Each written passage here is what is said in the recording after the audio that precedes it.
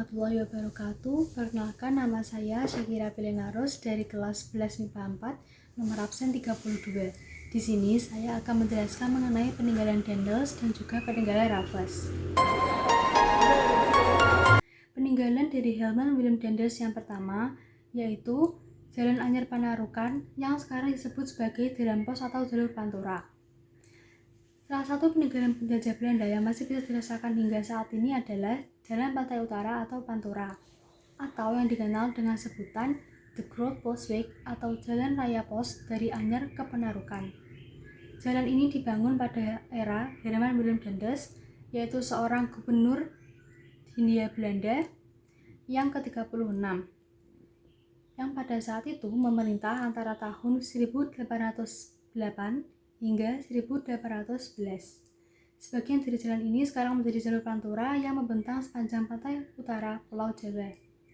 Pembangunan jalan ini adalah proyek monumental Daendels, namun harus dibayar dengan banyak pelanggaran hak-hak asasi manusia karena dikerjakan secara paksa tanpa imbalan atau yang biasa disebut dengan kerja rodi. Ribuan penduduk Indonesia meninggal dalam kerja paksa ini. Jalan Raya Pos awalnya dibangun untuk pertahanan militer Belanda pada masa itu. Jalan Anyar Panarukan ini juga digunakan Belanda untuk menunjang sistem tanam paksa atau kultur sel-sel yang saat itu sedang diterapkan oleh kolonial Belanda.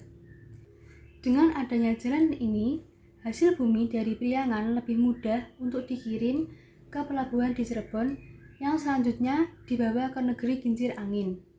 Jalan ini memperpendek waktu tempuh perjalanan darat dari Surabaya menuju ke Batavia yang sebelumnya ditempuh dalam waktu 40 hari, kini dapat ditempuh hanya dalam waktu 7 hari. Setiap 4,5 km jalan ini didirikan pos penjagaan sebagai tempat penghentian dan penghubung pengiriman surat-surat.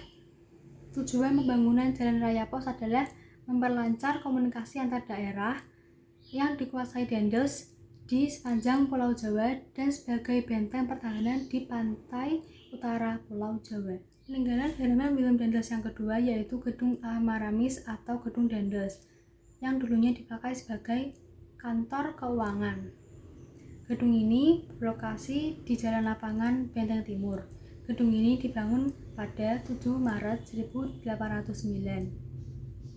atas prakarsa dari Gubernur Jenderal Hindia Belanda yaitu Herman Willem Daendels pada saat itu. Ia berencana untuk memindahkan istana Batavia yang mulai kumuh di muara Sungai Ciliwung ke wilayah pusat ibu kota baru Weltevreden. Mulanya bangunan ini dirancang sebagai pendamping istana Gubernur Jenderal di Kota Bogor atau Buitenzorg Palace. Bangunan ini dirancang oleh seorang arsitek insinyur Radko Jessy. Rencana pembangunan istana Daendels tidak pernah terwujud. Pada masa pemerintahan Jensen, yaitu pada tahun 1811, hanya dipasang atap sederhana di atasnya. Sedangkan pada masa Raffles, pembangunan istana ini juga tidak berhasil dilanjutkan. Lalu akhirnya berhasil diselesaikan dan diresmikan oleh Komisaris Jenderal LPJ Dubus de Gizinis. Namun karena biaya yang terbatas membuat bangunan ini belok dari tujuan utamanya, yang pada awalnya difungsikan sebagai istana, kini dijadikan sebagai kantor besar urusan keuangan negara dan instansi pemerintah penting lainnya. Di bekas gedung ini juga didirikan gedung baru yang merupakan gedung utama Departemen Keuangan. Terkait nama lain gedung ini yaitu Amaramis, yang merupakan nama Menteri Keuangan pertama. Sebagai menteri pertama yang menempati gedung ini, namanya berhasil diabadikan sebagai nama gedung ini. Peninggalan Herman Willem Daendels yang ketiga yaitu Pangkalan Armada Laut di Ujung Kulon. Ujung Kulon pada masa kolonialisme pernah tercatat menjadi tujuan pembangunan pangkalan perang. Menurut catatan Harmony Group mengenai pangkalan perang di Ujung Kulon. Setelah VOC dibubarkan, kemudian segala hal yang berkaitan dengan hutang piutang dan sebagainya dikuasai pemerintah Belanda dengan menyebut Hindia Belanda. Ditunjuklah Daendels. Pekerjaan pertama Daendels adalah membuat pangkalan angkatan laut di Ujung Kulon. Untuk itu, Daendels memerintahkan kepada Sultan Banten untuk mengirimkan pekerja rodi sebanyak-banyaknya agar pekerjaan yang direncanakan tepat terlaksana. Akan tetapi, karena daerahnya berawa-rawa, Banyak pekerja yang mati terkena penyakit malaria, sehingga banyak di antara mereka yang memutuskan untuk melarikan diri.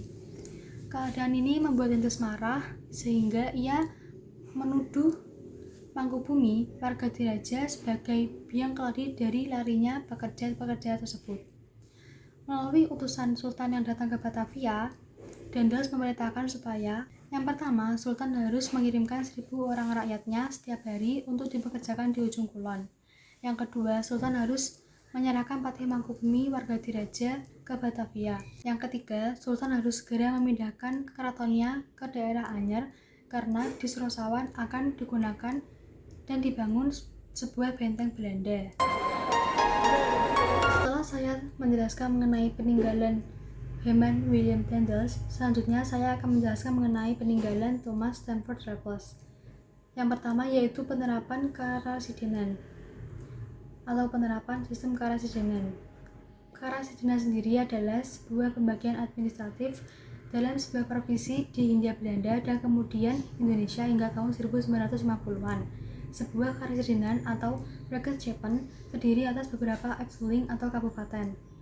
Tidak di semua provinsi di Indonesia pernah ada karasidenan. Raffles membagi Jawa menjadi 16 karasidenan. Yang kedua yaitu ditemukannya bunga Rafflesia dan ditemukannya kembali Candi Borobudur. Raffles adalah seorang administrator yang memiliki minat besar kepada ilmu pengetahuan. Karena itu, dia mengirimkan berbagai ekspedisi ke berbagai penjuru wilayah kekuasaannya. Ekspedisi ke wilayah Jawa menemukan kembali Candi Borobudur dan Candi Prambanan.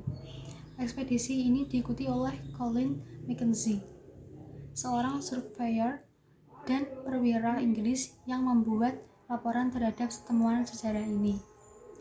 Di Sumatera, ekspedisi yang dikirim oleh Raffles diikuti oleh Joseph Arnold, seorang ahli botani. Ekspedisi ini menemukan bunga Padma raksasa yang dikenal sebagai bunga Rafflesia Arnoldi. Peninggalan yang ketiga yaitu pembangunan kebun raya Bogor. Peperangan yang terjadi di Eropa menyebabkan Belanda mengalami kelesuan. Kerajaan Belanda pun mengembangkan ilmu pengetahuan. Maka dikirimlah Cornelis Theodorus Elon dan GAGP Baron van der Capellen ke Indonesia dengan Profesor Caspar George Karl Renwitz selaku penasehat berkebangsaan Jerman yang berpindah ke Belanda, yang kemudian pada tahun 1816 diangkat menjadi Direktur Pertanian, Seni, dan Pendidikan untuk Pulau Jawa. Renwitz langsung tertarik untuk memulai riset dalam bidang ilmu tumbuh-tumbuhan. Kemudian ia memutuskan untuk mengumpulkan semua tanaman ini di sebuah kebun botani di sekitar halaman Istana Bogor yang sebelumnya didiami oleh Letnan Gubernur Thomas Stamford Raffles bersama istrinya Olivia Mariam Raffles. Selama masa peralihan dari pemerintahan Inggris ke kerajaan Belanda di Pulau Jawa pada tahun 1811 hingga 1816. Melalui bantuan seorang ahli botani William Kent, lahan yang awalnya merupakan halaman Istana Bogor dikembangkan menjadi sebuah kebun yang cantik. Raffles menyulap halaman istana menjadi taman bergaya Inggris klasik. Inilah awal mula kebun raya Bogor dalam bentuknya yang sekarang. Pada tanggal 15 April 1817, Renwitz mencetuskan gagasan untuk mendirikan kebun botani kepada Gubernur Jenderal GAGP Baron van der Capellen. Gagasan tersebut kemudian disetujuinya. Akhirnya, tanggal 18 Mei 1817, Gubernur Jenderal GAGP van der Capellen secara resmi mendirikan sebuah kebun raya di kota Bogor yang saat itu disebut dengan Buitenzorg atau dari bahasa Belanda yang berarti tidak perlu khawatir, dengan nama Lens Plantation to Buitenzorg. Sekian dari saya mengenai penjelasan peninggalan Herman William Dendels dan Thomas Stamford Raffles di Indonesia. Apabila ada salah kata, mohon dimaafkan. Terima kasih atas kesempatan yang telah diberikan. Wassalamualaikum warahmatullahi wabarakatuh.